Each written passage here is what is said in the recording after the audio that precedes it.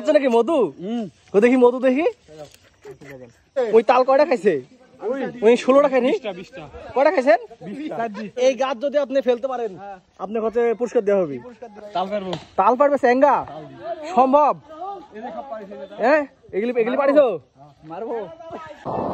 বর্তমানে তাল এবং জামের এত আকাল হয়েছে, যেটা আমরা ছোটবেলায় অনেক খাইতাম এবং গাছ থেকে পেরে গাছের গোড়ায় বসে বসে খাইতাম। বাট এই সময় এসে এটার এমন অভাব দেখা দিচ্ছে যে আমরা খাইতে এখন যাইতেছি বাইক নিয়ে প্রায় 10 কিলোমিটার দূরে।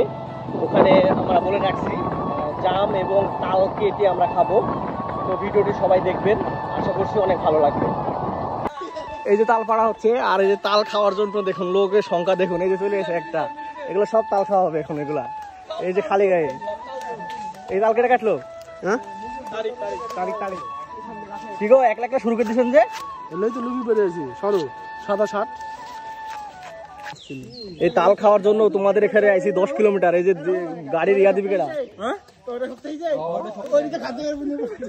এই যে তাল পাড়া হচ্ছে, এই যে মাত্র যে পড়লো, এই যে উপর থেকে তাল পাড়া হচ্ছে, এই যে পড়লো।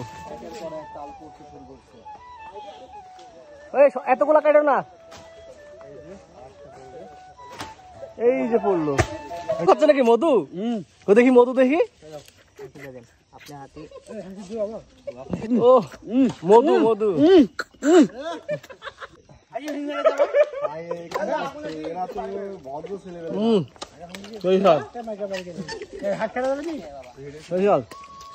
এগুলো সব তাল খাওয়া গ্যাং। ওই তাল কয়টা খাইছে? ওই 16টা খায়নি? কয়টা খাইছেন? এই তালগুলি খাইছে কেডা? এই তালগুলি খাইছে কেডা? এই জায়গায় বসে থেকে 16টা তাল খাইছে।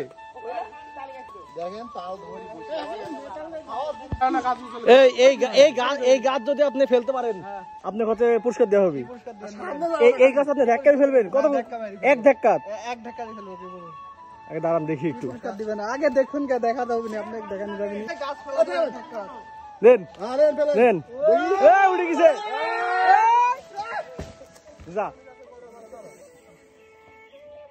কি করছো? তাল পারবে স্যাঙ্গা সম্ভব? হ্যাঁ এগুলি পারিছো? মারবো। এই পড়েছিল,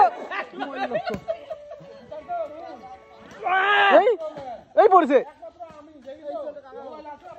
আবার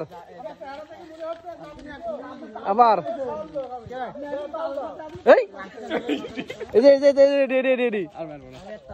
এই যে মাত্র কাটা হয়েছে তালটা দেখি খেয়া। মানে তাল একটু শক্ত হয়ে গেছে, মানে এখন তাল প্রায় শেষের সময়।